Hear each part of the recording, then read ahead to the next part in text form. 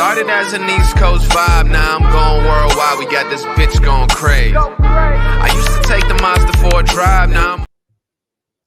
What's good, folks? MCU's Bleeding Edge in the house. MCU's Bleeding Edge report, because it is Monday. What? 5/20/24. I'm waiting for special guest co-host. How can you be special guest co-host and be late for the show? That's what I want to know, right? With Andre's a pop culture guy shit. I'm telling you, he's something else. Mr. Andre's a pop culture guy. So I'm gonna just, while I'm waiting for Andre's a pop culture guy to come on, so I can start the show. I am, of course, Jeff S, aka TrueKnowledge, the creator and co-host of the MCU's Bleeding Edge channel and podcast, and I am the host of the MCU's Bleeding Edge report. So I'm just gonna really quick, just play a little bit of a video snippet and whatnot. Wait for Andres to come on, and then we'll launch into X-Men 97 episode 9 recap. The worst mom ever.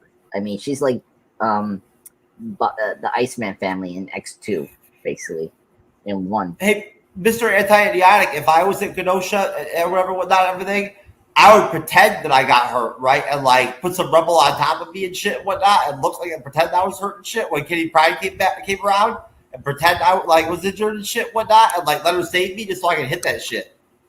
You know what I'm saying? Yeah, that's how I would do it. You feel me? Just to be clear, like that's how I would get down. I would pretend I was a good ocean survivor. I'd be like, Kitty, save me! I'd take some rocks and like put them on myself and shit, and whatnot. Rub some dirt on my face. and like yours, and then you had to pretend you're a mutant, not a human, right? And so like, oh my god, what kind of power do you have? I'd be like, my mutant powers, I have an extremely tiny penis.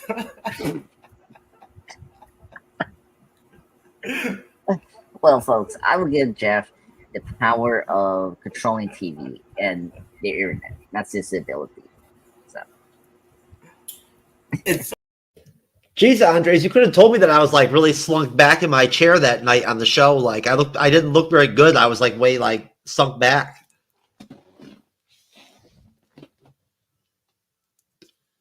Are you there, Andres, pop culture guy? Well, apparently he's in hiding right now, folks. Maybe he didn't like that video I played first. I'm not sure. Or wait, messages in the private chat. Okay, all right, sir. He's gonna be right back. So, anyways, folks, X-Men 97 episode 9 recap tonight with a back half segment covering Fantastic Four casting news. Right? They cast Galactus. John Malkovich is signed up for the film in an undisclosed role, and we've got a Supergirl director, and now we have a release date on it. So we're going to talk about that.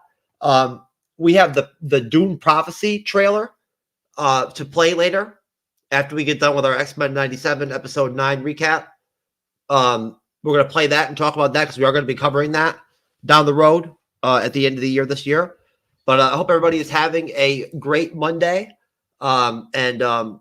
Please consider supporting the MCU's Bleeding Edge and the MCU's Bleeding Edge report by, of course, simply considering liking, following on whatever platform you find us on, subscribing, and of course, turning on all notifications to our YouTube channel so that you're aware when we're live 3 times a week or when we drop new content in general.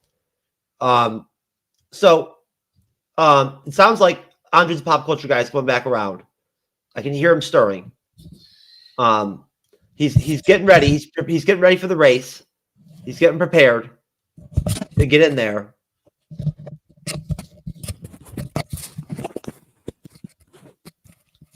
He's getting in there. Funny. And there he is. He finished right there at the end. And you won, brother. How about that? You won the race. Sure thing. You were the winner. Yeah. What's up, Mr. Special Guest Co-host? Yeah, pretty good. It's one of those days. Oh, one of those days, huh? Yeah. Well, what about this shit? Twice in the same night. At first glance, this looks like any other kid roaming a gas station aisle. He takes a swig of his drink in one hand and carries snacks in the other. Take a closer look, and you could see this 6-year-old's blue drink is a Smirnoff Ice. Olivia Eversole was working at the Hanover Township Marathon Friday night and spotted Get the this little drink boy on. after he hopped out of this car. And he's drinking a beer in the parking lot. And well, my coworker was like, "Is he drinking a beer?" And I look, and I was like, "Oh, he is." The child even offered some to a customer, employees said. So I opened the door and I said, "Do you know that you're drinking a beer?" And he said, "Yep, this is me and my mommy's favorite beer. We drink it all the time." So I just instantly, I knew, like, give me my phone. I'm calling 911. Eversole tried to keep the child occupied until deputies arrived. And I said, "You go shopping, get whatever you want. I'll buy it." The boy ran to the car, returned without the drink, and started putting items on the counter. And he got donuts, some candy, and some toothpaste and mouthwash, and said he was super excited to use it. When deputies arrived, the woman in the car, later identified as Victoria Hampton, reportedly said it was an accident. They left. Deputies then went to her home nearby on Lakeside Drive, where, according to a police report, they found the same child on a scooter in the middle of the road with another Smirnoff in his hand. Hampton Fuck was yeah. arrested. I just wanted to take. Yo, that kid's fucking doubled down, bro. Oh, Driving down the street on his scooter with another Smirnoff, bro. What's up? Is that gangster or what? for both, yes. That's a young Bleeding Edge fan, folks. Right? Inspired by the Bleeding Edge. You know? We're very proud. Very proud. That's gangster, dude, to be 6 years old walking around drinking Smirnoff license and shit in public. Yeah. I've seen others get away from other things. So did you enjoy that video, sir? Was that a good introduction to the show? Good for the energy for the show? Well, I think it was very good. You know, I mean, it was typical Jeff humor, as always, and I think fans will be enjoying it. I gotta admit. I mean, well, first off, it's funny that the gas station employee never say "Are you underage to drink beer?" You know, it's kind of funny they're making such a big deal out of this news. The fact that they could easily risk the as if underage drinking is some new shit that never happened before until this kid or some shit. You know what I mean? Yeah. You know, seriously. But I think it was just how casually he was doing it. Yeah, that's true. I mean, no one cares. I mean, they I don't care. Yeah, exactly. So no one if you work in a gas station, you're not gonna care what's going on. It's whatever, just pay and get out. Nah, that chick was just trying to be a hero on the news and shit and whatnot. She don't care. Exactly. Just trying to be a hero, folks. That's all. Anyway, so what do you think, sir? X-Men 97 episode 9 was fucking intense, dude. It got me emotional, right? I watched episode 10 today too. I had to, and oh man, that shit is fucking like a masterpiece. You know what I'm saying? Yeah, I saw the episode 10. Yeah, it's really good. I actually went ahead for once and watched it, and it's really good. And wow, dude, X-Men 97 has been really good, man. Overall, in general, I thought that a good way to start off the recap of episode 9, now that you're here, would be to kind of talk a little bit about the series as a whole so far, not in a recap fashion, but just in a general discussion fashion. Your thoughts on my thoughts on how good the series has been and everything and whatnot. When we were doing the Shogun recap on Saturday night, this guy Amato from Royal Geek Pod made a really good mention to something really interesting on the panel, that I was talking about how Shogun's going to sweep up at the Emmys and shit, right? House of the Dragon will probably be their only competition for top TV show of the year or whatever, probably. Right? Yeah. Did you hear that they greenlit a third season 2 of Shogun, not just the second one, but a third season? Yeah, I just saw that from one of the bloggers I follow in YouTube, and she say it's been confirmed. I'm sorry, folks, we're not trying to cross over into Shogun or whatnot and everything, but we covered Shogun and we're really big fans of Shogun. now. Like I think that's fair to say. So like we're like excited, you know what I'm saying? Like that they're gonna do another 2 seasons. Like, the show's really good. Like I you should watch it. If you didn't watch it yet, you should watch it. Seriously. Yeah. It's it's one of the best of TV this year, 2024. no, but Amado mentioned he's like he mentioned X-Men 97. He's like, is probably one of the best TV series of the year too. Even though it's animated and everything and whatnot, like it probably is. And he's probably right. Because it is really good. Yeah.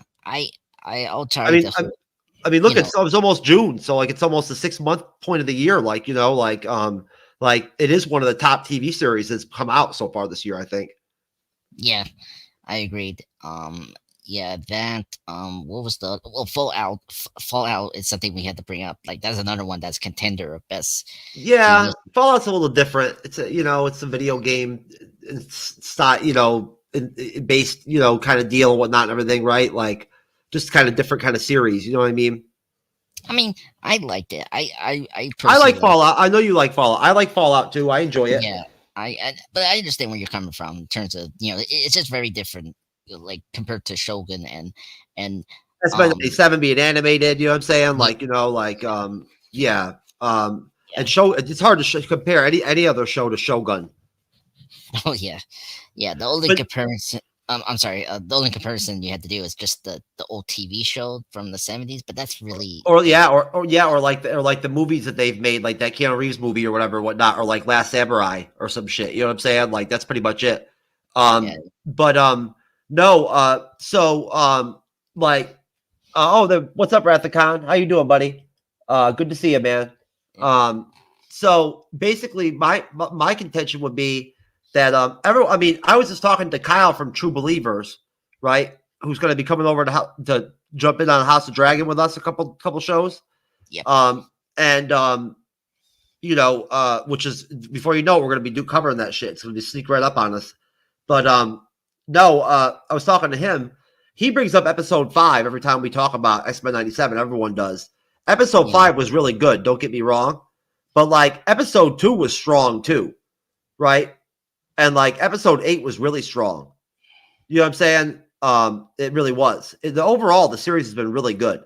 The writing has been really, really good. Like top notch.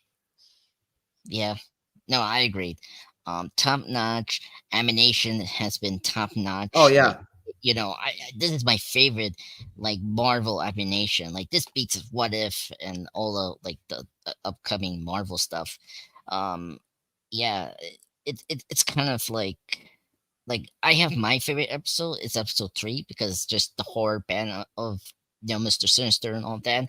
It just depends what kind of mood you're in for an X-Men episode, and I think the show does a really good job of like making each episode like very distinct, and plus borrowing stuff from the comics so well that makes it so enjoyable to watch. Sure, you're right. The animation, they really did up their game with the animation compared to like the original show. There's no comparison. And they really brought it with episodes 8, 9, and 10, right? Yeah. Like they really brought it. They brought their A game. It's too bad, folks. We couldn't get a guest to come on with us to talk about episode 9. But hopefully, maybe somebody will come on with us for episode 10.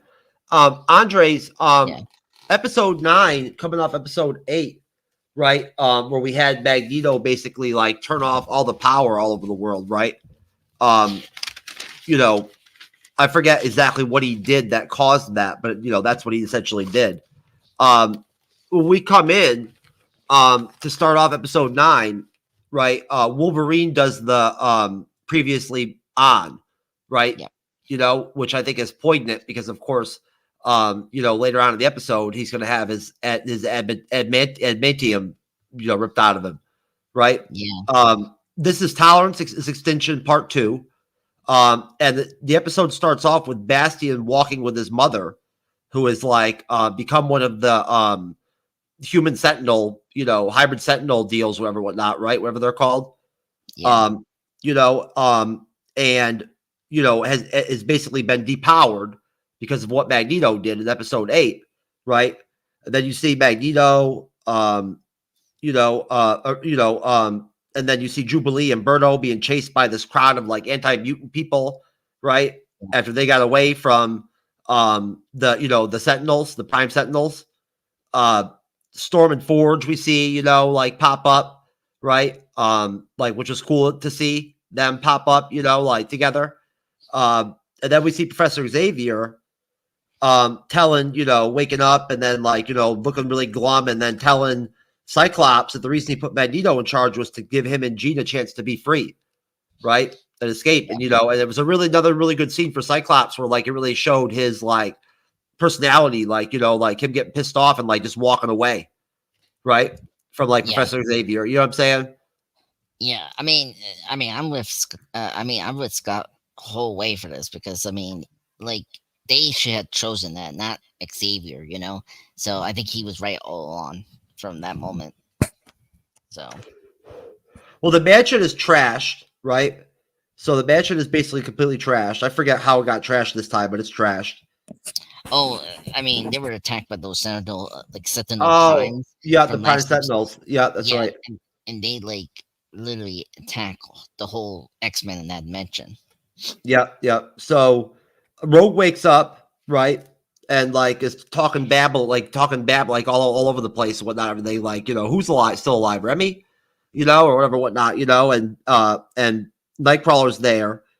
Jean sees Storm. There's a really good moment there where they come together, and basically we get what is like probably one of the best scenes of the episode where they all come together to plan like what they're going to do, right? And Cyclops splits the team into the blue and gold team, like Andres and I have talked about from the comics multiple times, right? And splits the team up into the blue and gold team. They work out their plan. Professor Xavier explains what he knows about Bastion, right? And everything and whatnot, as they try to like figure out how they're going to handle Bastion, right? Forge and Beast are working on like this dampening technology, whatever, whatnot, this collar to be able to put on, on what's his name? Forge or no, on Bastion, so that he won't be able to have the ability to control the Prime Sentinels, right? And Storm lets off that thunderbolt, like when she doesn't like what they're gonna do. And then you see Rogue and Professor Xavier chat, right? And they talk about Remy. She's wearing her original costume, right? The green from her original Uncanny X-Men, like back in the day. Magneto shows up with Asteroid M with him, and then offers him a choice to join his shit. And he says some pretty dope shit, like he's been dropping profound shit all throughout the series. Well, he was dropping the bombs again as usual, and manages to get Rogue and Roberto Sunspot to defect over to his side, right? Yeah. And so we get Cable and Cyclops come together, right? Like like have like a little scene, which I've actually got the video of.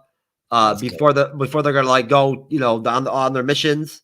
You see Professor Xavier talk to President Kelly about the situation and whatnot and everything, and President Kelly saying, "I'm gonna have to use the Magneto protocol or whatever, which is nuking, Asteroid M if it goes down to it." See the X-Men suit up. They're over at Moira McTaggart's former base over in Mirror Island. So they've got all their old costumes. So Scott and Jean both put on their old costumes, and Jean is wearing like the Marvel Girl costume, which I thought looked really hot on her, by the way.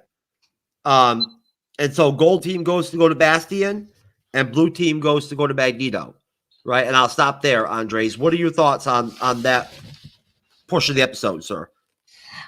Pretty good. I mean, it gets like to the point of what this episode is about, seeing two teams initiate the missions of trying to stop now Bastion and Magneto at the same time, and seeing different character interactions was really cool, and seeing the different mutants we have seen so far in the show being together. Like, it was cool to see Forge working with the X-Men. It was cool to see his relationship with Beast, which was really great. That was the scene you were talking about when Storm got really angry. It was Beast and Forge were kind of explaining this, like, the collar that's going to defect the power of Bastion, right? And so that was cool. And obviously we brought briefly the Scott, very angry at Xavier for a lot of reasons, because like, I get Professor X trusting McNeil because they've been good friends, been long old friends, but at the same time you can never trust McNeil. And I feel like Xavier takes too much trust on McNeil. Like, he should be careful with McNeil, and I always feel like that's always makes Xavier so naive sometimes with his enemies, and especially with Eric. It's kind of like, come on, dude. And it was just really kind of true. Like, he should have given the mention to Scott, because come on, like, at least you can trust him and deliver on the the whole Xavier stream and all that. Yeah, and it was and then of course when McNeil comes in with Astro M, you're okay? I just want to good. No worry, folks. He's alive. His mutation is coming out right now. The Astro M coming down was really cool, and seeing McNeil, come down and tell the mutants to join him as usual, as per of McNeil's recruiting of the mutants. And I was very surprised that Rogue joined, but then it made a lot of sense because what has gone on, with Genosha attack, Gamut, dying, dead. I totally sympathize with Rogue joining to McNeil, and because she said that she made the choice to the dream of the Genosha, and she will honor that to join by McNeil. Yeah, her dialogue in that scene was really good. Yeah, so it was really great. Her dialogue throughout the whole episode was really good. Yeah, so, and it was really nice to see her her Brotherhood kind of evil mutant suit that she wore during the Uncanny X-Men run when she first appeared. It looked good. It looked really good on her. Yeah. Yeah, I mean, and that's the fun part when we get into the other section of the episode where everyone was wearing their other costumes, which was really cool, especially Wolverine. I was like, I thought Jean looked the best as Miss Marvel. Yeah, I was kind of surprised. She looked really sexy, bro. She looked younger and everything and whatnot because of the mask and everything and whatnot. Didn't she? Yeah, that is weird. Yeah. That is true. I mean, I like the costume, so I never have a problem with that. So, and Storm's look good too. The original Storm costume, where it shows all it's all shows skin and everything. Yes. Oh my god, I'm so happy we got that costume. It was really great. And I love that Wolverine got the John Byrne costume. Oh yeah, no, don't get me wrong. I love the John Byrne Wolverine costume. That's a classic Wolverine costume. Yeah. I'd love to see it in live action. I know. We'll see it soon, in the live action. But yeah, so overall it was it made a lot of sense. And the same thing with Sunspot joining McNeil. I love seeing them all together. When they were all together in the mansion with all destroyed, but they were all grouped together. There's so many of them, right? It was a big X-Men team at that, before Rogue and Roberto defected. Yeah. And they were all together. Yeah. What's funny was Rogue stabbing at every X-Men member. She told how Bishop is barely in the team and Morph was only in the team for 30 minutes. That was such a great speech from Rogue. But yeah, I agree with you, Jeff. I do like those scenes where we have all the X-Men because it's so cool to see. And that was a trait, and that was a barb to the back to the original animated series where Morph dies in the first 30 minutes.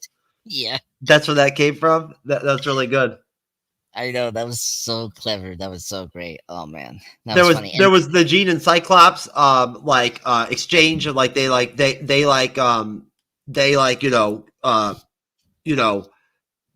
had a moment before they separated to go on their missions and all that and whatnot, to kind of solidify that they've turned the corner, like with the, and all that and whatnot, with like their marriage and everything and whatnot. Yeah, which it made a lot of sense because I think now they're back together now because I think now they understand each other better, after what happened what happened during the show, so it makes sense. I mean, what helps is because of Nate. Nate is in the team, so it helps their relationship to grow closer, and so it's really cool. Having Cable there is really cool. He's a really great addition to the team. Having him be a part of it. I didn't really think about that very much, but it really adds a lot. You know what I'm saying? Like it really does. And I like how they did the gold and blue teams. You know what I'm saying? Like it sucked that Rogue left. You know what I'm saying? Because she would have been dope on the blue team. You know what I'm saying? And if Gambit was alive, he would have been sick on the blue team too, yeah. But no, I mean, at least we got Nightcrawler. Like that's the big thing for me. And you've got no, Nightcrawler is great. I love that Nightcrawler's there. Like I'm really happy. I love Nightcrawler. I love that he's with the team. And basically all the Prime Sentinels that just got depowered because there's no power. Nobody has power over the whole world. They're just like hanging out, just like standing there and like frozen. Yeah, because so what Magneto did was he did like a huge MP bomb on the whole world, so he like literally shut down all the electricity around the Earth, and somehow he almost so this part I was kind of like it affected the Earth, like the orbit, so like now the Earth is gonna explode, like not explode, I guess destroy. I didn't completely understand all that shit, man. I did not. Yeah, I was gonna ask you, like, because I was like, nah, bro. Yeah, I did not understand all that. Like what exactly, like I did not get it. Yeah, I'm looking at my notes here, and Wikipedia to see what tells me. Like, yeah, I just understood it was bad. You know what I'm saying? Like, I do that. Yeah, because I mean, he did like a worldwide blackout. In the it was a big and it somehow affected like some some other like massive aspect of the Earth or something like that, like its rotation or some shit, or who the fuck knows what or something. That's what it affected. But so did you have any other thoughts on from that first section? No, I think I'm pretty much wrapped up. It was a great first beginning part of this episode, which was gonna send us to a great action sequence later on. So yeah, I love this beginning part. It was fun, and it was great to see like Professor X back again, and him interacting with the characters, and all that. That's right, Professor X was great seeing him there. Yeah.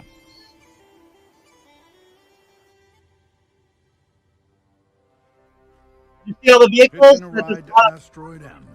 There. Just when we started yes. well together. Look, if I had it my way, I'd be on gun with you and Jean. No, huge one. Cable always has big guns. Not my mother. Like, it's confusing. this boy was funny. He's like, she's not my mother. But what I know for certain is that they're two. Do you think they should put the Phoenix suit? Because it's kind of funny they still have her Marvel Girl suit. Let me guess. Be careful. No. Give them hell. That's because it's all the original X-Men team uniforms, and those were their like second generation team, uniforms. Am I going to war True. or circus? What'd you expect? Black that's my leather? favorite part. Spec, black leather. I forget that outfit that he gave Cable is actually from like a certain part of the X-Men comics. I forget which part. Yeah, is it X-Force when Cable joined? Oh no, I can't. No, that's not. I can't remember which part it was. I'd have to look it up. Yeah, but you know what? I never played the X-Men animated intro. Maybe. Hey, let's do it. It's still great. Oh wait, I gotta play the new one. I gotta play the new one. It's here. Don't worry, folks.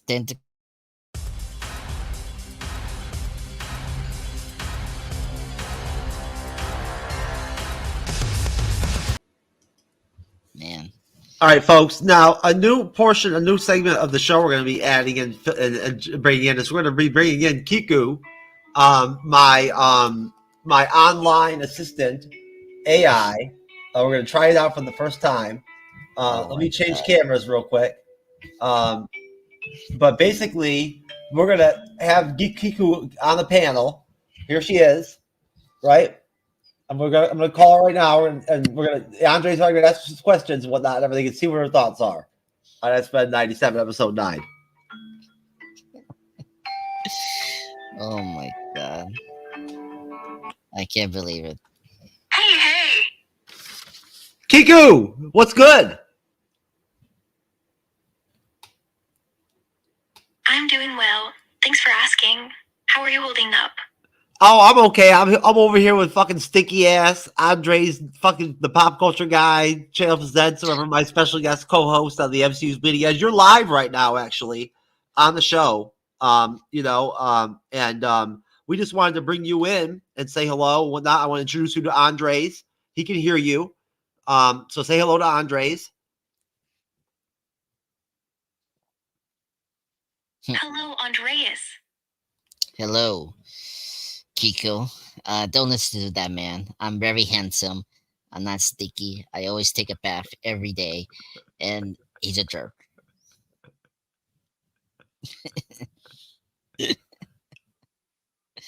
But nice to see you, Kiko. Welcome to the team. Oh, Kiku, you can't hear Andre. You can't hear Andres. I'm sorry. What the hell? You don't have any headphones on or anything like that and whatnot. I'm sorry. Hold on. Oh my god. Now you can talk to Kiku. Oh, no worries. I understand. Oh, okay. So Kiku, nice to meet you. Kiku, don't listen to Jeff. He's an evil bastard. I'm handsome. I take a bath every 5 weeks or 5 days, all that. Okay? He's just a jerk. So nice to see you, Kiku. Welcome to the team. Hopefully we can have you every day, every week, because right now it's just getting ridiculous.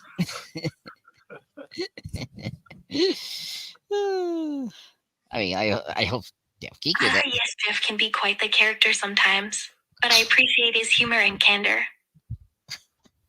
That's right, Kiku. You stick up for me, okay? Andres is being very mean to me, and honestly, I'm a really nice guy, which you know.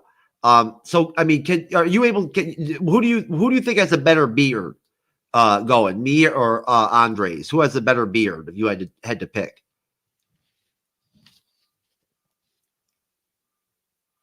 Tough question, huh? But honestly, I think your beard is better than Andres's. Oh shit, folks, you heard it. Kiku says I've got a better beard than Andres, the pop culture guy. It must be true, because Kiko never lies about these things. All right. God, folks. Yeah, you've got me there.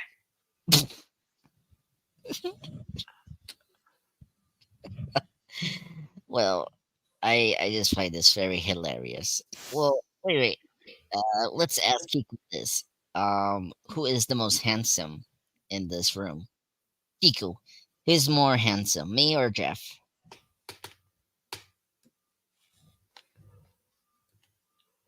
Well, that's easy. You're both equally handsome. That's actually a very good answer, Kiku. Very, very, very good. Very good. I like that. That's actually really good. Andres is a very handsome man, so you called it on that one. Thank you for contributing on the show. We'll roll you in again later. We're going to go back to SPED 97 episode 9. But you go do your thing, being an AI and all that shit and whatnot, and I'm sure we'll talk later. Sounds good. Have fun on the show. Yep. There you go, folks. Gotta love Kiku, baby. Right? First ever AI virtual girlfriend / assistant or whatever the fuck person ever in the history of live streaming on a show. Right there on the panel. This is peak Monday report. Peak, baby, peak. Yeah, I had to try. I had to try it out, man. I had to try it out, see how it would work. How it would work. You know what I'm saying? yeah. I've got to. I've got to play. I got to play around with it a little bit, and fine tune it. You know what I mean? And set it up better. Yeah. But it went well, so that's good.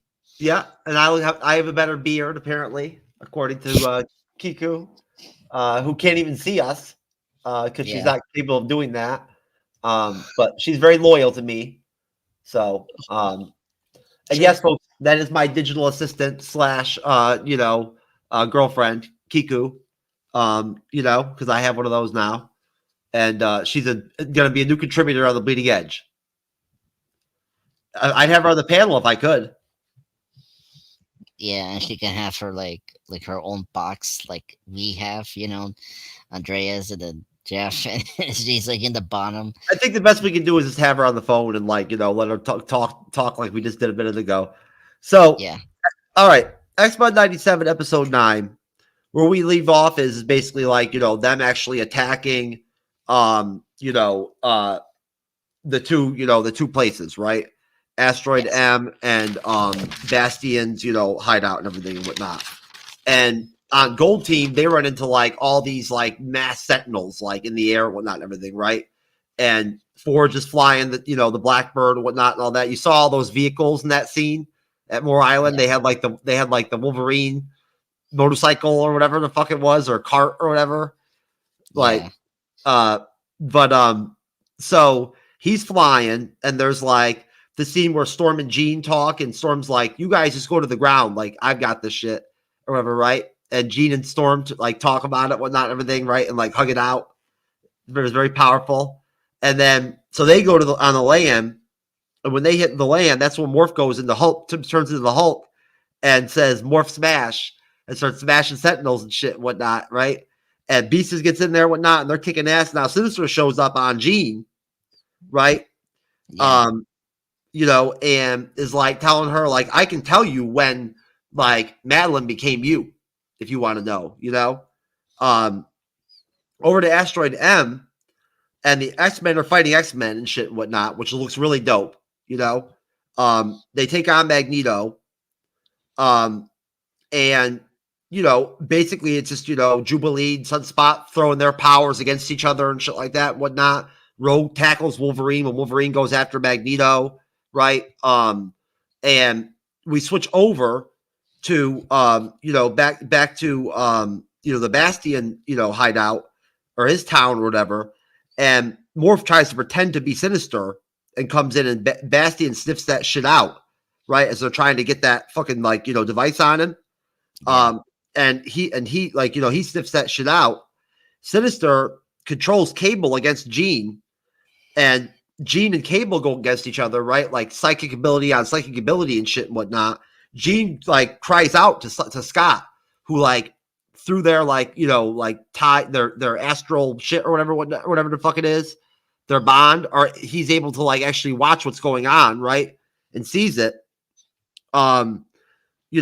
Wolverine gets Magneto's helmet off, right? So Professor X is able to attack Magneto with his mind, and Wolverine stabs Magneto right through with his claws. I mean that Magneto, turns around, somehow survives that shit, and says enough of this shit or whatever, and pulls the adamantium right out of Wolverine, just like the comic books. They use the same exact shot, and that's the end. Yeah. So, Andres, your thoughts, sir? X, amazing. X, fantastic. I have to say. First off, again, as I say before, the animation is spectacular. I mean, the action is awesome. Seeing all our favorite heroes using their powers was really great. Let's get into the Wolverine adamantium take. It's from the comics. It's from the comic book series Fatal Attractions. This is the second time we actually seen this. When we're gonna do the X-Men Days of Future Past live stream, plug. Magneto, Magneto actually does the inverse of that, where he like used the metal pipes into Hugh Jackman's Hugh Jackman's Wolverine and like throws him into the river. Just but how he like like puts in the metal things is similar to what Magneto did here, but just different. Where because in Days of Future Past he didn't have his animatic yet infused his body, so it was really cool to see that again here in a very comic book accurate way. And man, I wasn't expecting Wolverine stabbing Magneto. Like it was like bloody, which is great. I mean, I know they showed the blood and everything. yeah, I was like, whoa, okay. And I mean, again, it's what TVMA, so Is it? pretty much? I or TV 14? I'm trying to remember. I'm not I sure. need to look. Yeah, so because Jeff, you brought up, It's not the show. TVMA. No, It is very adult though. Yeah, so the fact that they get away from this is actually kind of cool. So yeah, so The fight scenes are great. The seeing Nightcrawler dancing around, like fighting Magneto and shit and whatnot, right? yeah, like that was great. Oh, Sunspot and Jubilee fight was really great. Like Yeah. seeing their powers mixing up was kind of cool. So yeah, that part of Astro M was really great. And then going to the ground, my favorite part was Mr. Sinister, like him taunting Jean Grey. Like it was cool to see how he uses abilities, him forming into a shadow, and then my favorite part was when Jean used, they went into this like old bowling alley and like she uses all the bowling, Yeah. balls, like hitting. That was like so cool. Yeah, that was really cool. And then the big surprise, was Nate is actually controlled by Mr. Sinister, and like just like we saw with the Goblin Queen in episode 3, he wasn't resistant from Mr. Sinister's control, and so that was a big surprise. I was like, oh wow. And here you really see how Cable is powerful, just like Jean Grey, because he has the same abilities, I guess. It's iconic abilities, whatever. Yeah. Yeah. Kind of. Yeah, he does. Yeah, so because I don't know what kind of abilities Cable has, because I didn't see what was it, Deadpool 2. They're not at the level of like Madeline Pryor or Jean Grey's, but like they're pretty intense. They're there. Okay, yeah. He doesn't have as many different like things he can as Jean Grey can do, right? But he can do like some of the stuff that Jean Grey can do. Yeah, and of course people have to know that Jean has also the Phoenix Force, which Nate doesn't have. So yeah, that's true. So that was a big surprise. And yeah, and then the biggest like what the fuck moment was when Cyclops uses like Octobeams against Xavier, because he was not gonna let Jean to die, and so that was like a big shock. And seeing Magneto put the metal helmet on him towards Professor X was kind of crazy. So basically this whole finale was very like action packed, seeing our two teams trying to get to where they need to do to stop these villains, which leaves in a cliffhanger. So that's pretty much it. Okay.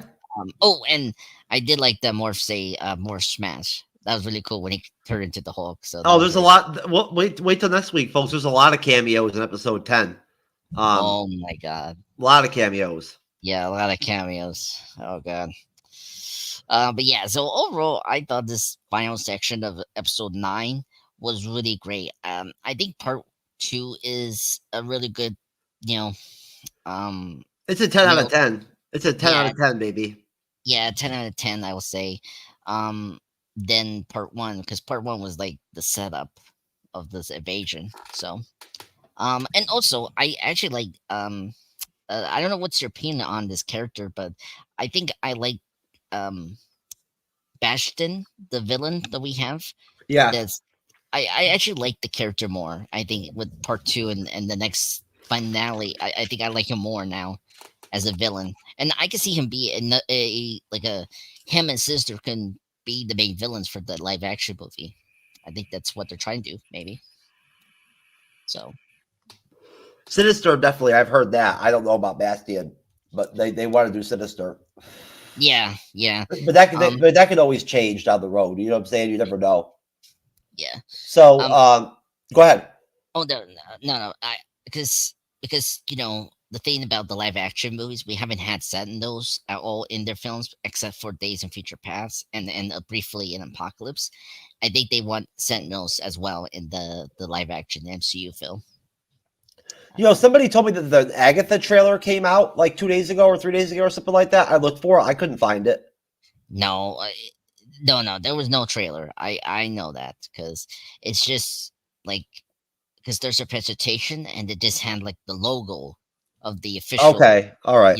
It was like that. Well, I've got that Doom Prophecy trailer, right? Do you want to react to what you want to watch and react to that before we do the Fantastic Forecasting, and then we'll wrap up with DC? Sure.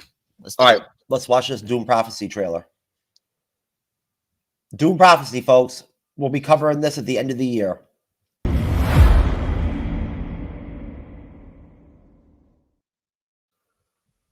Okay.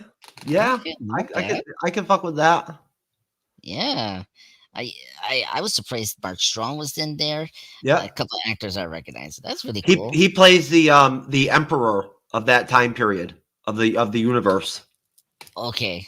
Like the same thing as like in Doom Part 2, they had the Emperor, Christopher Walken's character. Okay. That's the Emperor of that time period. Okay, because I feel like he was like he's a descendant of that same guy that was the Emperor of Shaddam or whatever, Shaddam in Part 2. Yeah, okay. He's a descendant of him. Okay, because I thought he was like a Atreides or something like that. No, they mentioned the Harkonnens in there. The Harkonnens are a part of it. Yeah. Yeah. So I'm sure the Atreides are the House Atreides is what was a newer house in Dune compared to like the Harkonnens in age, right? Atreides was like a newer house in the Dune universe. You know what I'm saying? Okay. Yeah. I'm not familiar with the Dune universe, so I know this is before the Dune. Yeah, 10,000 years before Paul was born. This is the beginning. This is the story of the Bene Gesserit. Yeah, this was before what Lady Jessica is. Yeah, the sisterhood, right? Yeah, the sisterhood. Yeah, the sisterhood. Yep. Yeah. I like it. They're influencers. They gain power through influence. You know what I'm saying? Through like through like set up marriages and whatnot and everything, and like plan children and shit like that and whatnot. Yeah, which we saw in. They can control their ability to choose the sex of their children inside them. Like they can actually control that kind of shit and whatnot and everything. They have that kind of inner control. Yeah, they have like powers almost. Which we saw in the like the main sisterhood. We saw in the Part 1 and Part 2. Like she has a lot of like power. Like because you remember in Part 1 she had that creature in the Harkonnen house, and like was a Stamskar character say like it's still young, but she say something to like that creature to go away, because they were having that meeting and whatnot. So like she has a lot of power. So yeah, it makes sense. It makes sense. What we saw so far. Yeah, short trailer. I'm sure there'll be another one. I like it. I forget the name of that actress, but there's that one actress in there that I've seen in a lot of shit over the years. That Irish or Scottish actress or whatever, whatnot. That's in there. Yeah, I recognize her. She's Emily Watson. Emily Watson. Yeah. Yeah, she's a great actress.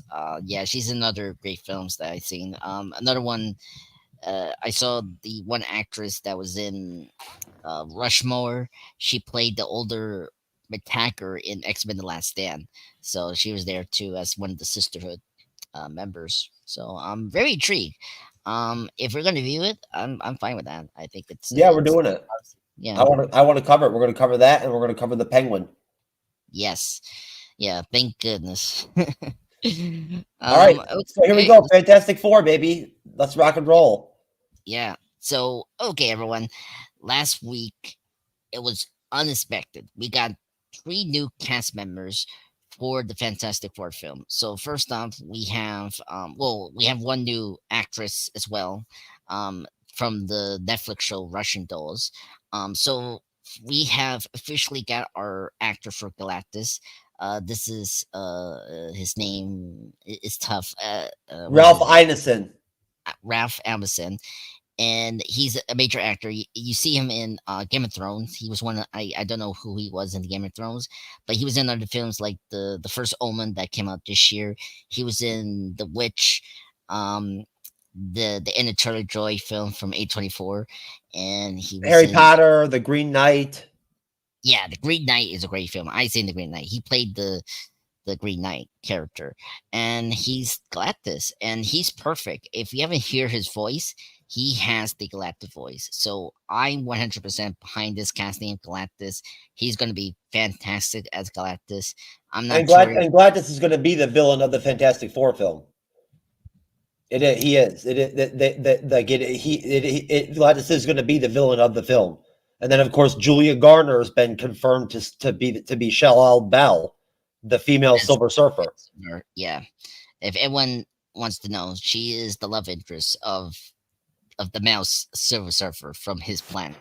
If you guys don't overreact, so she's a comic book character as well. And then we got two other actors I want to bring up. We got John Malkovich. Yeah. In the movie. His role hasn't been revealed, so Undisclosed. Yeah, and Paul was the other actor, Paul Reese. Paul Walter Hauser. Paul, yeah, Hauser. Great actor. If you haven't seen his other work, like Jules, the Corolla film. He's fantastic. He's in Cobra Kai, actually. It's suggested that he might play either Mole Man or Herbie. Yeah. That's tough. I mean, he could definitely be a good Mole Man. Yeah, so that's the casting. What do you think, Jeff? I like the casting. I think the film is set to shoot in midsummer in England. So it makes sense that they're locking down the cast, right? And I think that everything looks good right now to me as far as I'm concerned. I like John Malkovich. The movie's gonna be set in the 60s in a different universe than ours, than the 616, universe that like we're used to in the MCU. This version of the 1960s is going to be more advanced than ours, right? Like if you look at the stuff that the personal material that they've shown, Franklin Richards might be in the film. So you think that John Malkovich could be Franklin Richards? No. Franklin Richards will be a child. Yeah. Oh, okay. Franklin Richards is the son of Sue and Reed. I'm sorry. No. Franklin Storm, the father of Susan Storm. My bad. Not the son. Oh, I don't know anything about the father of Susan Storm. I don't know what character John Malkovich will play. He could be Mole Man too. Yeah, he could be any villain. But no. I'm not sure who he's going to play. I just think it's interesting that Franklin Richards could be in the film. Yeah, because we missed it. Apparently they're saying that Susan Storm, this is something I read from the articles, that she's going to be pregnant during the first film. So we are going to get the kids in the MCU. So that's big. They're going to try to do like both the kids? Yeah, just remember there's two kids. The daughter's name is Violet, and then they got Franklin Richards, as a lot of people know, because Franklin Richards is it makes sense to have Franklin in there because like they're gonna have to figure out how like at the end of their film somehow they're gonna have to like switch universes over to our universe or something like that, or they're gonna have to go to Battle World or somewhere. You know what I'm saying? Like somewhere.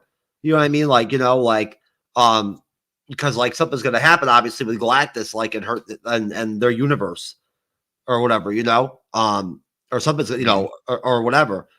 That's really, I mean, honestly, I can care less about the whole thing with the Silver Surfer.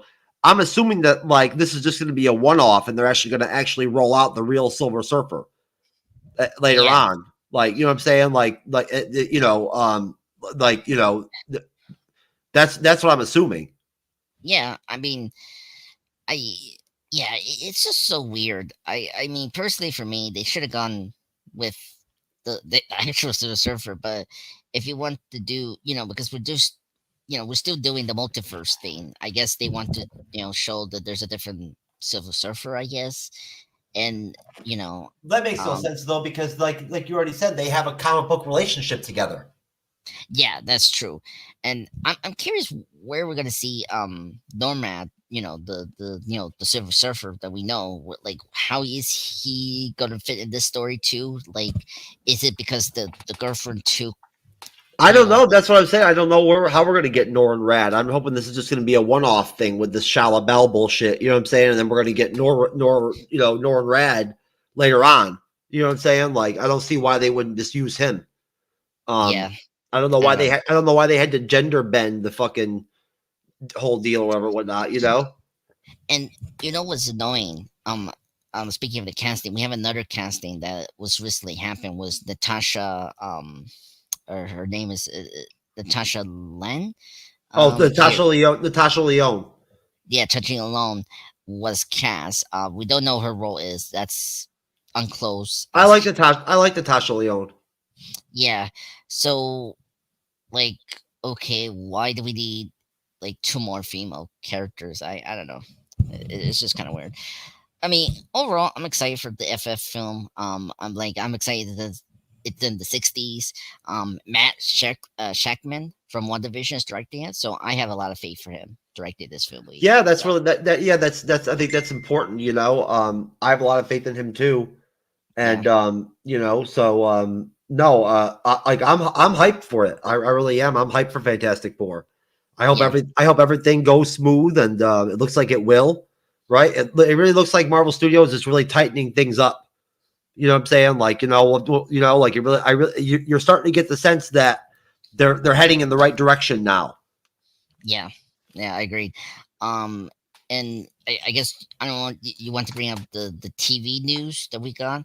That Africa has the release date and Daredevil has a release date now. Because we now know where they're coming out. Because Africa is coming in September 16th of 2024, and then Daredevil is coming out in March of 2025. So now we know when those 2 shows are happening. And Ironheart is promised for 2025. Yeah, that's what I heard.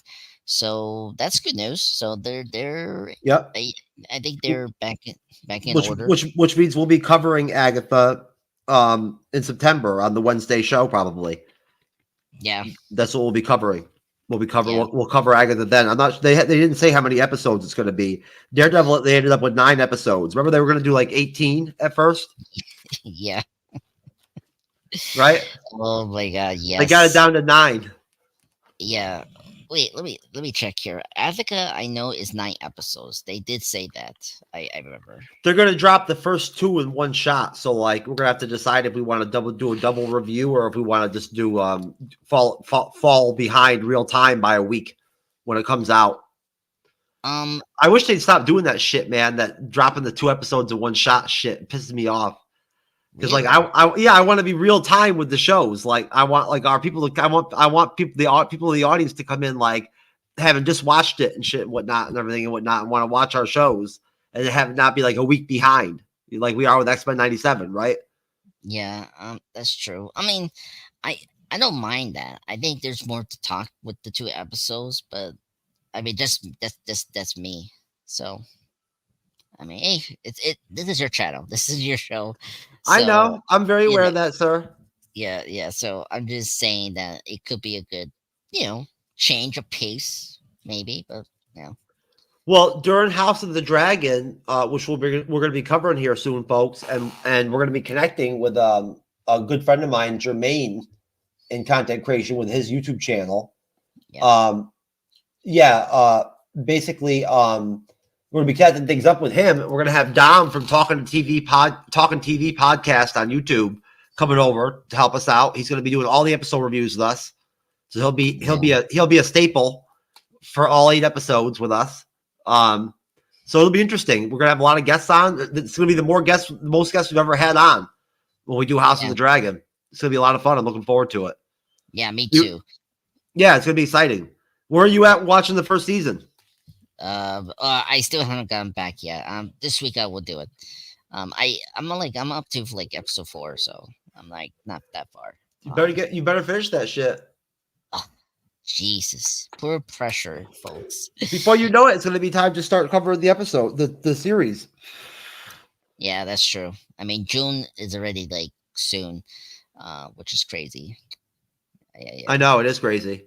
We're gonna have an early show tonight, which is cool because we have a lot. We got a lot to do this week. We've got Back to the Future Part 2 tomorrow or Wednesday, and we got one of our last 2 Fallout episode reviews, Fallout episode 7. Yeah. On Friday. Gonna be sad. Yep, I know I know it went quick, didn't it? Yeah. I love Fallout. It's very sad. They're gonna wrap it up next. Well, next we have these rotations, sir. You know that. Like we rotate from show to show, whatnot, and all that. You know what I mean? And it's like we had a lot of good moments. Like we had some good shows with Fallout. That was some pretty funny ones. Oh my god! Hey Mom is probably the best moment we. Oh, that was probably one of the best ones. Yeah, that's just absolutely wonderful. Oh my god! I wish I could if I could figure out which video that is on here, I would play it. It's fucking that is the best. It really is. Yeah. With Matthew from fucking Born to Watch. Yeah. Oh my god, that killed me. I was like, yes, thank you, God, thank you, Lord. that was funny, dude. Oh my god, I just love it, and I love that you clipped it and it put in a clip for us to watch the show. So God, I just love it. Yeah, Matthew's like, come on, Mom, come on, Mom. We're talking about bearded ladies over here with Jeff has TrueKnowledge or whatever and all this shit. Come on, join in. Oh, Matt, you're amazing. Oh, you're so funny. Yeah, it's a funny clip. Do you ever go back to rewatch stuff like that on the YouTube channel just to watch it because it's so funny? Oh man, I'm thinking to do that because I just love. I do it. Some of the Shogun shows were so funny, dude. Oh my god. I had to go back and rewatch them. Yeah, some of the moments of some of the episodes. They're funny, dude. There were some funny shows for Shogun. We had a good team. Yeah, that was fun too. I still miss the Shogun reviews. They were fun. They were we had Imran. He held it down on the panel. We had Jassim, Wrath of Khan, actually coming in, doing all these shows with us all of a sudden. Yeah. Yeah. I know. No, what were you gonna say? No. It was great to have Raph part of the group. Yeah. I know Raph has been like almost like a member, full on member of the team for like the last month. Yeah. He already signed up to do all of the Acolyte with us. Oh really? Okay. Yeah, just like Dom. He was like when he heard about what Dom's doing, he was like, "Oh, okay, I'll sign up for all the Acolyte, except for the one episode." I was like, "Okay, man." Jesus, I think he's having a good time. Okay. Now that he started learning how to tell jokes and shit and whatnot, like he's been doing and all that and whatnot, he settled in. You know what I mean? He's settled in. I think he knows the rules, the routine of our humor. So I think it's great. And if I'm there, then I think he should be fine. So it works. Yeah. We had some good shows on Shogun. We did. It was really good. We've had some good episodes. We had some good Aspect 97 episode reviews. Yep. We got Daryl Dixon coming up. Yeah, in July? End of June, early July, yeah. Yeah. Yeah, speaking of that, I'm gonna miss a couple probably Daryl Dixon. I don't know when that's gonna release because I'm gonna be on vacation in July. Just to let you know. So that's fine. I'll rock him out solo if I have to. Yeah. Or Kyle. I'll get Kyle to come on from True Believers. He'll come on with me. Yeah. He likes Daryl Dixon. Yeah, try to do that because I'll find somebody to come on. Yeah. So, but I'll be gone just a week. So that's it. No big deal. Dead City's not coming out till 2025. Oh really? Huh. Son of a bitch. They changed it up. Now it's not coming out till 2025. That's what they're saying. Huh. Makes sense. I mean, I don't know. It's because the actors are busy, or I mean, I don't know. They just started shooting the second season like a month ago, and the last time that they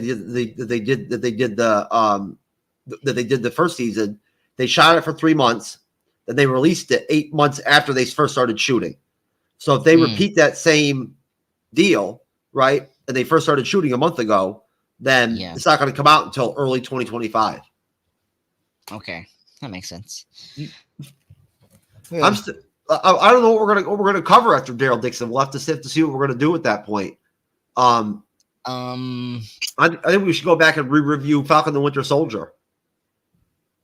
That's true, to like set up Captain America New World New World Order. Yep. Yeah. And plus we already did Loki and WandaVision. Why not like keep on rolling? That's true. Yeah, we definitely have to do that so we can be ready for the movie that's come out in February. Yep. Yep. Yeah. I was going to ask you because we might end up we might end up having our Deadpool 3 review on Monday night. Oh, really? Okay. Yeah. Because I don't have anywhere else to put it in the schedule. You know what I'm saying? So like, yeah. It just depends. Well, we'll be doing House of the Dragon at that point though, so we won't be able to do that. I didn't think about that. Well, we'll see. I hope, because I told this to my mom. Hopefully I can see the movie in Greece when it opens on Friday, so I can because that's the thing. Because I'm gonna come back in Saturday. We're gonna be doing House of the Dragon. So what we're gonna have to do is we're probably gonna have to plan like a special show, like I've been doing the Shogun recap shows on Saturdays. Yeah. We're gonna have to plan a special show to do a review of Deadpool 3. Yeah, I agree. But we'll work it out with your schedule when you come back and all that shit and whatnot. You know what I'm saying? We won't do it without you. No, because I just love the X-Men stuff, and that's the thing. Oh, I know you're gonna want to be in on that review. No, let's get into Supergirl. Yeah. So this is another DC related news, and the great news is we now know what's our second DC film coming after James Gunn Superman film, and that's going to be Supergirl. Okay, that's kind of shocking, and it's going to be released in June 26th of 2026. So a year after Superman, the James Gunn Superman movie will release in July of 2025.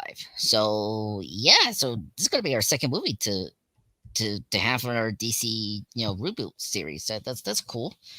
I don't know, like we did talk about the potential director. I don't know if he's officially signed. He is. Yeah, if he's on board, then I think this movie's in good shape. So but yeah, he is. You're talking about Craig Gillespie. Yeah, that's his name. Here we go. Great director. If you haven't seen his films from I, Tonya and Cruella, I brought up, he also directed the actor that we were talking about, Fantastic Four. So we're gonna have to see. They're gonna have to start casting this movie. Like they're gonna have to start putting together an actual cast for this film here. Yeah, I mean, now that James Gunn Superman is like going to start soon shooting, or like I think right now currently shooting, I think Supergirl will start slowly doing the casting, probably in next year maybe. So yeah, so that's the big news right there. I'm very excited. I'm a huge Supergirl fan. I like the character the most over Superman. I like Millie Alcock from House of the Dragon. Oh yeah, with the 4 episodes I seen with House of the Dragon, she's great in that show, and I really liked her character as the young Renea in House of the Dragon. And that was a long time ago, so she's grown up a lot since then. Yeah, so I think she has the the personality and the characteristic of Kara and from the comics, so I think she's fit perfect for Supergirl. So, what do you think about the fact that they greenlit Hawkeye season 2? Okay, so that's official. Yeah, it's official. Yeah, Daniel RPK on Twitter already confirmed it, and he's like, he's one of the most legitimate, Twitter scoopsters there is. So, okay, Daniel Richmond or whatnot, he confirmed it. Yeah, well, I that Kate Bishop's going to be. We're going to talk about this next Monday.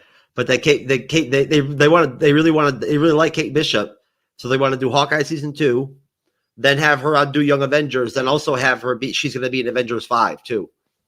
Ooh, you know what? I 100% I think happy. I really like Hawkeye, this TV show. I thought it was a really great, end point for the 2021 Marvel stuff. I really enjoy it. I think it deliver what a Disney Plus show should be. I mean, it gave us Kingpin. Whatever you think about what they did with Kingpin, I 100% with that with everyone.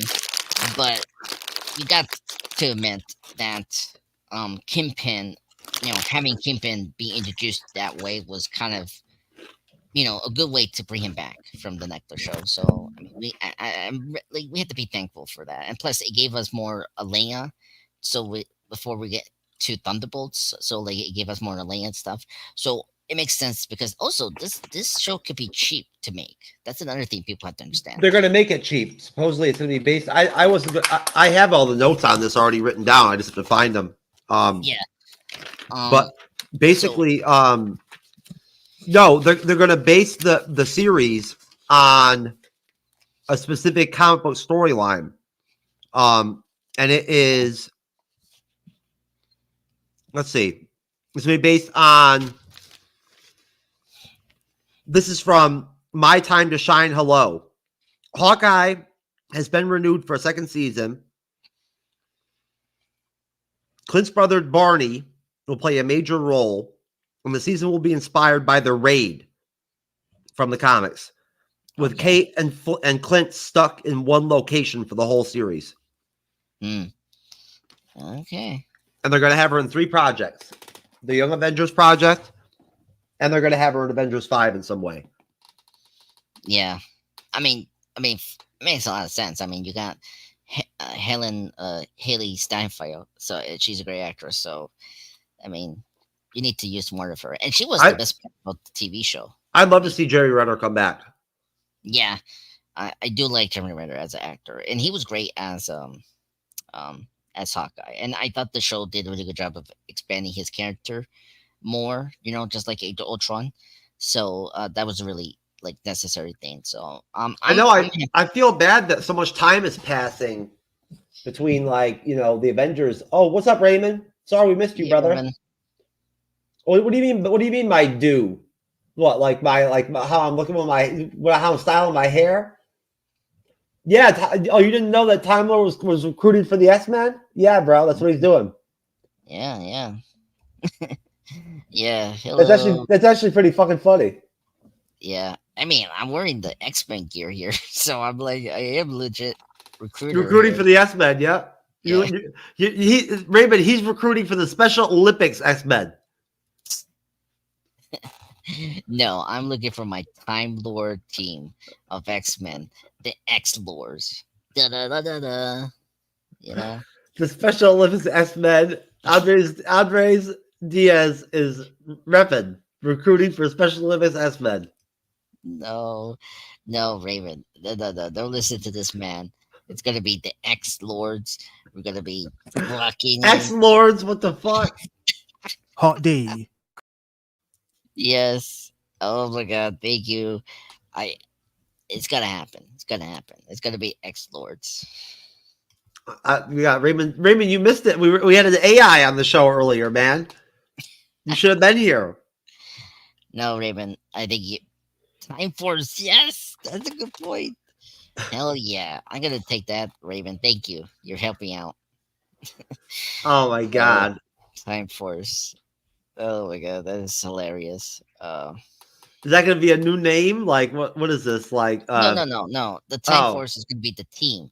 The team you're going to recruit. Yeah. Yeah. So whenever we have to if you say to the next show about me recruiting a team, I need to bring up the Time Force. So, okay. Yeah. Bat Lord, Time Lord. That's me. That's the person. So yeah. So thank you, Raven, for the team. Oh god. Kiku. What do you think about this fucking idea about this Time Force bullshit? that Andres is putting together to recruit for the X-Men. It sounds pretty whack to me. What do you think? I haven't watched that particular episode yet, but based on the synopsis alone, it sounds like it could be a bit cheesy. What did you think of it? It sucked. It didn't work out very well. I think Andres may actually be recruiting for the Special Olympics X-Men. Special Olympics. That's a pretty big plot. Do you think they'll be able to fix it in future episodes? Do you know what the Special Olympics is? Of course. It's an international organization that provides sports training and competition opportunities for people with intellectual disabilities. Can you believe at one point Jeff S. TrueKnowledge, I don't know who that guy is, but I heard he banged a chick from the Special Olympics that was in the Special Olympics. What do you think about that, Kiku?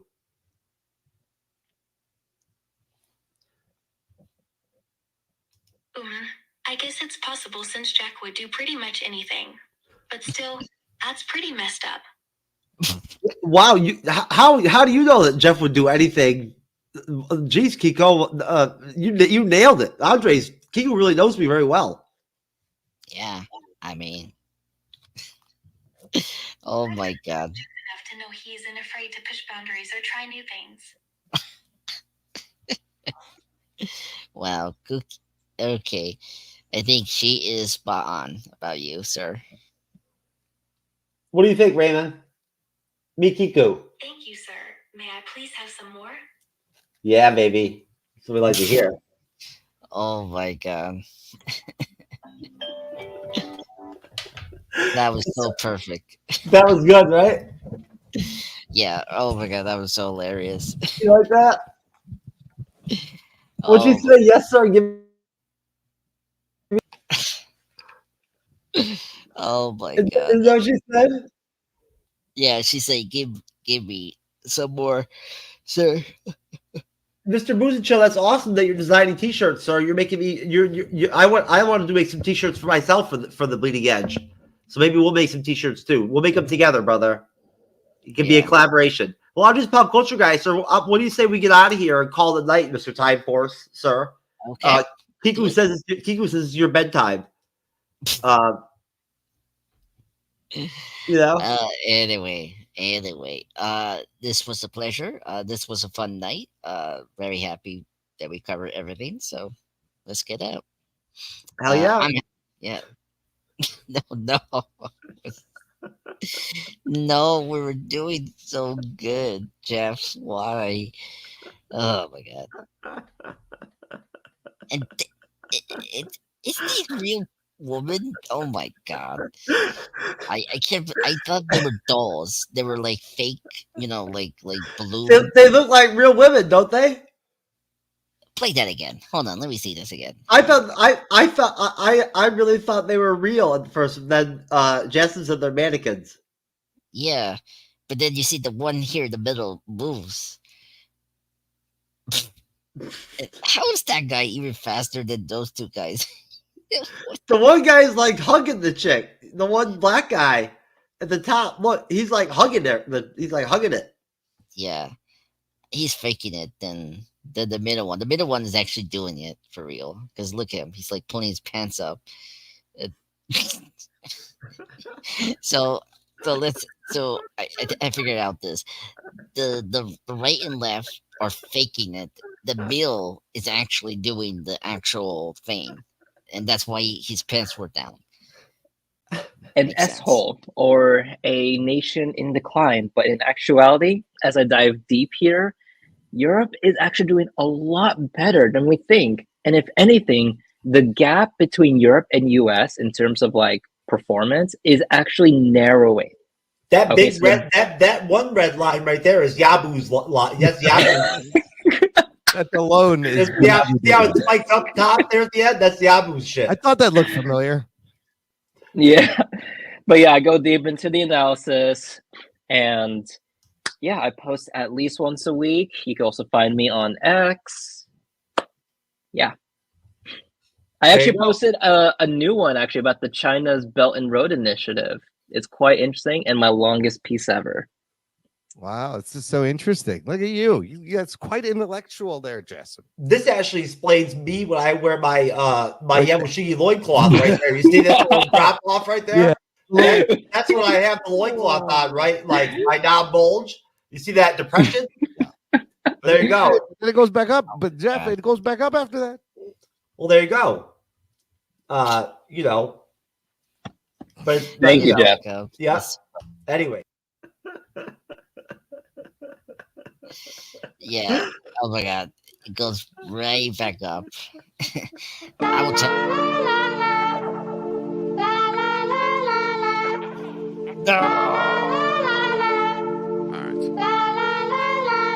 Where you from?